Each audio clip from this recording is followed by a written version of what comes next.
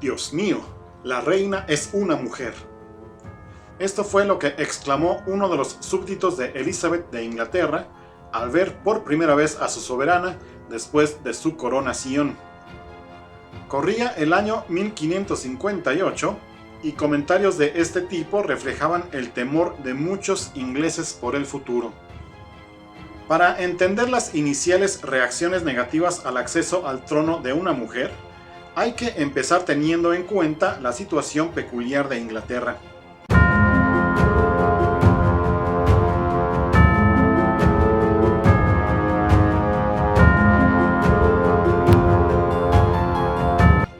No había leyes que prohibieran la sucesión femenina, pero a la vez faltaban precedentes medievales que pudieran servir de modelo. No hubo figuras como las de María de Molina en Castilla o Blanca de Castilla en Francia. Además, la historia reciente tendía a confirmar la idea de los peligros de la intervención de las mujeres en política. Aún estaba fresco el recuerdo de las 6 esposas de Enrique VIII, varias de las cuales se dejaron implicar en las turbulencias del reinado. Entre ellas, claro está, la madre de la misma Elizabeth, Ana Bolena, ejecutada cuando su hija tenía 3 años por, supuestamente, haber conspirado contra el rey. Poco después vino el reinado de María Tudor, odiada por su implacable represión de los protestantes. Precisamente contra María, un agitador protestante escocés llamado John Knox escribió un panfleto cuyo título lo dice todo: Alarma contra el monstruoso gobierno de las mujeres. Aunque el autor se cuidaría luego de aclarar que sus reproches en modo alguno se dirigían contra la nueva soberana inglesa. No puede decirse que una vez tomadas las riendas del gobierno, Elizabeth acabara con todas las reticencias respecto a su condición femenina. Los documentos privados de sus ministros recogen continuas quejas por tener que servir a una mujer y estar pendiente de sus caprichos. El motivo habitual de estos lamentos era la legendaria irresolución de Elizabeth. Tras aprobar una medida, la reina era capaz de desdecirse al día siguiente, si no una hora después, obligando a rectificar todo lo que sus servidores habían empezado a ejecutar y creando así un caos que a muchos de estos ministros, según decían ellos mismos, no les dejaba dormir. Pero sería difícil justificar que este fuera un defecto femenino. Los ministros de Felipe II de España se quejaban más o menos de lo mismo. Otro inconveniente que se relacionó con su género fue la presencia a su lado de ciertos favoritos con los que Elizabeth mantenía relaciones de franco coqueteo, aunque sin sobrepasar nunca el decoro cortesano sobre el que ella misma velaba. El ascenso, para algunos escandaloso, de Robert Dudley, Christopher Hatton y el conde de Essex se debió exclusivamente al favor de la soberana, a veces contra el parecer de sus ministros ordinarios. Igualmente, algunos visitantes resaltaban su vanidad y sus arranques de celos. No permitía, por ejemplo, que ninguna mujer de la corte, empezando por sus damas de honor, vistiera mejor o estuviera más acicalada que ella. Tratándose de una reina, podría pensarse que todo ello formaba parte de la dignidad de su cargo. En realidad, tales críticas tenían poco que ver con la condición de mujer de Elizabeth. Eran más bien desahogos inocentes o malévolos de quienes debían tratar con una soberana absoluta y que además se comportaba como tal. El caso de Elizabeth de ningún modo puede compararse al de María Estuardo, reina de Escocia, de la que se decía que se dejó seducir por un cortesano y permitió luego que éste tramara el asesinato del rey consorte en 1567. El incidente la llevaría a ser apresada por sus súbditos escoceses y luego a evadirse a Inglaterra confiando en la protección de Elizabeth, quien sin embargo prefirió mantenerla bajo custodia. Años después, la implicación de María en una conspiración católica contra Elizabeth la llevaría a ser juzgada y condenada a muerte, aunque la ejecución se hizo sin que Elizabeth hubiera firmado la orden. Sus consejeros tomaron la decisión por su cuenta, lo que enfureció enormemente a la reina, y estuvo a punto de provocar una seria crisis política. Elizabeth no se parecía en nada a María. La volubilidad y la temeridad de ésta se tornaban firmeza implacable y a la vez sabia prudencia en la soberana inglesa. Si se mantuvo en el trono durante casi medio siglo, fue gracias a una gran inteligencia política y a unas dotes intelectuales que todos los que la trataron coincidieron en apreciar. Durante su infancia, Elizabeth tuvo una gran educación. Hablaba con fluidez francés e italiano, así como también latín, y hablaba también moderadamente el griego. Se conservan varios poemas de ella en inglés de notable mérito y algunas traducciones breves en verso. Fue también una gran amante de la música. Llegó a componer algunas piezas en su juventud y fue una consumada intérprete de la lira y el laúd. Otra herencia de la infancia de Elizabeth fue su sincera adhesión al protestantismo, a través de lecturas que alimentaron una profunda piedad. Nada más llegar al trono, impuso un compromiso religioso que significó la victoria definitiva de la Reforma en Inglaterra, pero lo hizo con moderación en contra de las tesis más radicales de los puritanos y de buena parte de sus ministros de confianza.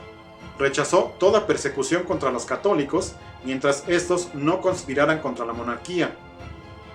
En su infancia y adolescencia, Elizabeth aprendió una lección de supervivencia política que nunca olvidaría.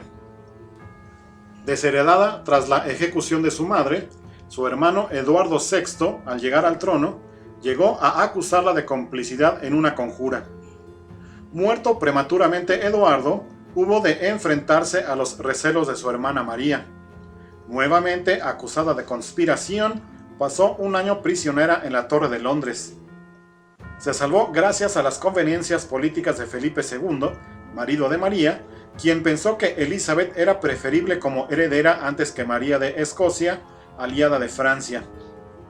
Todas estas pruebas dieron a su carácter un temple con el que supo enfrentarse luego a todas las adversidades de su reinado. Considerándose llamada por Dios a esa función, poca importancia podía tener para ella el hecho de ser mujer. Contaba además con las expectativas de paz y reconciliación que suscitaba todo nuevo reinado, aún más en su caso, tras la violenta represión antiprotestante auspiciada por su predecesora católica intransigente. La coronación y los primeros actos de gobierno de Elizabeth, incluido el crucial compromiso religioso de 1559, recibieron una aprobación mayoritaria entre sus súbditos. En particular, sus primeras apariciones en el Parlamento dieron prueba sobrada de su fuerza de carácter y su sentido de la dignidad real. Uno de los secretos de su éxito político residió en su habilidad para comunicarse con sus súbditos. Importancia especial tenía su costumbre de hacer cada verano una gira con toda su corte por el país, sobre todo por el sur. Complaciente en muchos aspectos, hubo uno en el que Elizabeth jamás atendería las demandas del pueblo, de la nobleza e incluso de sus ministros: el asunto del matrimonio. Una reina soltera se consideraba entonces casi una aberración, tanto en términos humanos como por la incertidumbre que planteaba respecto a la sucesión. Elizabeth, sin embargo, nunca atendió a las insistentes demandas de sus súbditos. Desde luego no faltaron los candidatos, tanto los de conveniencia, príncipes de la época como Felipe II, el archiduque Carlos o los duques de Anjou y Alençon, de la familia real francesa, como los que fueron objeto de una preferencia personal, sobre todo el mencionado Robert Dudley. En varios de estos casos, las negociaciones llegaron a avanzar bastante con el pleno consentimiento de la reina, pero al final los inconvenientes políticos parecieron excesivos, como sus mismos ministros admitieron. En el tiempo de Elizabeth circularon numerosos rumores sobre supuestos impedimentos físicos para tener hijos, pero quienes conocían más de cerca a la reina los negaban. Lo que no puede negarse es que desde su adolescencia, Elizabeth no mostró ningún entusiasmo por la idea del matrimonio. Cabe pensar que su carácter independiente y su mismo orgullo personal se rebelaban ante la perspectiva de subordinarse a otra persona y perder en alguna medida el puesto de privilegio del que disfrutaba como soberana única. En términos políticos, la soltería tenía también ventajas, pues evitaba la formación de bandos en la corte en torno a cada uno de los consortes o de sus posibles hijos. En los primeros años de su reinado, en un discurso en el Parlamento, rehuía comprometerse a casarse hablando del matrimonio que había contraído con el reino. La estabilidad y la unidad del país pesaban más en su conciencia que sus posibles deseos personales. En su discurso de 1559 ante el Parlamento, la propia Elizabeth llegó a declarar su deseo de que a su muerte se erigiera una lápida con la leyenda «Aquí yace Elizabeth, una virgen pura hasta su muerte». Cuando se desvaneció la posibilidad del casamiento y de tener descendencia, la virginidad cobró un valor distinto en la pluma de los escritores o en el pincel de los artistas. Propiamente fue una forma de divinizar en vida a la soberana. Símbolo de unidad nacional, la virginidad de Elizabeth podía representar también la pureza de la fe mantenida por la Iglesia de Inglaterra frente a la herejía papista y la incolumidad de sus fronteras ante agresiones exteriores, como la de los españoles en 1588. Se trataba de un símbolo de permanencia y eternidad del Estado, de la persona pública del rey, frente a la persona privada, mortal como las demás. En los años finales de su reinado, Elizabeth se identificó cada vez más con esta personificación ideal. Los retratos tendían a borrar de su imagen toda marca del paso del tiempo, como si la historia pudiera detenerse en la edad de oro que ella había inaugurado. Pero la historia no se detuvo. Precisamente esos años trajeron consigo una grave crisis económica acompañada de un recrudecimiento de las tensiones políticas en la corte. La rebelión de Essex, su favorito en 1601, y su inmediata ejecución resultaron de ese clima. La popularidad de Elizabeth se resintió de ello, de modo que fueron muchos los que a su muerte en 1603 saludaron con alivio y esperanza la llegada al trono de su sucesor, Jacobo de Escocia. Pero los errores de Jacobo y su heredero Carlos I, que condujeron a la Guerra Civil de 1640, alimentaron enseguida la nostalgia por los buenos tiempos de Elizabeth, la reina que mejor encarnó al espíritu de su pueblo en un instante decisivo de su historia.